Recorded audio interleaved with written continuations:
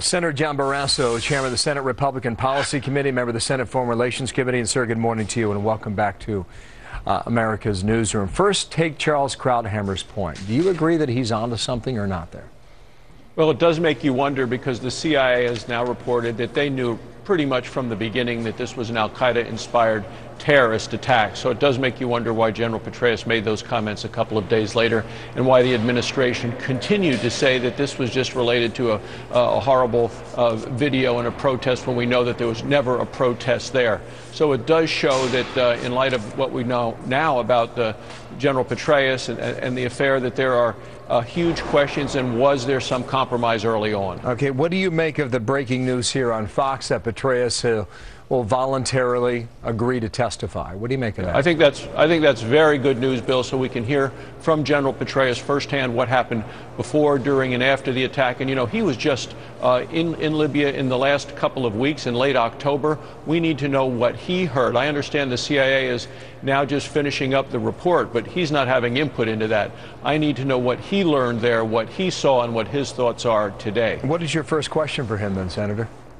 Well, what did you learn most recently, but why was there this misleading of the American people? Why was there so much confusion out there, conflicting reports, when we knew from the beginning that this was truly an al-Qaeda-inspired terrorist attack where 4 brave Americans lost their lives? Well, you mentioned that the CIA knew it was a terrorist attack within the first 24 hours, right?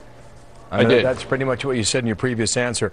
But what Petraeus seemed to indicate is that he was more in line with the story about it was akin to a flash mob, and some of these Republican members of the Hill seemed that he was wedded to the administration's story, that it was a demonstration that simply spun out of control. Now, if we go back and listen to his testimony, and we'll see whether or not that matches with what he said back on the 14th of September. Are you of the mind that that was the story he was telling then?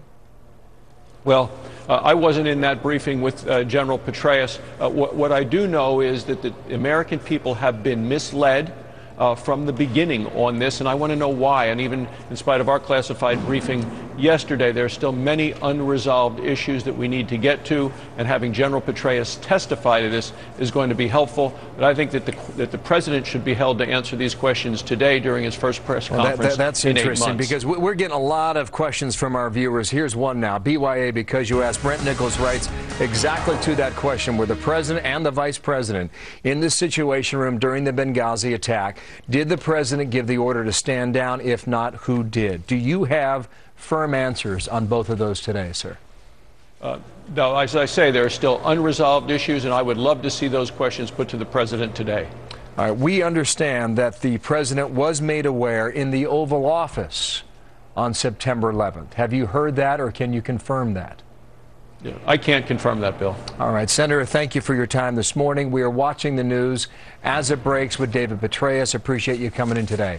Senator, thank you. Hemmer at foxnews.com, or send me a tweet for questions on this or anything else at Bill Hemmer. Thank you, sir. 20 past.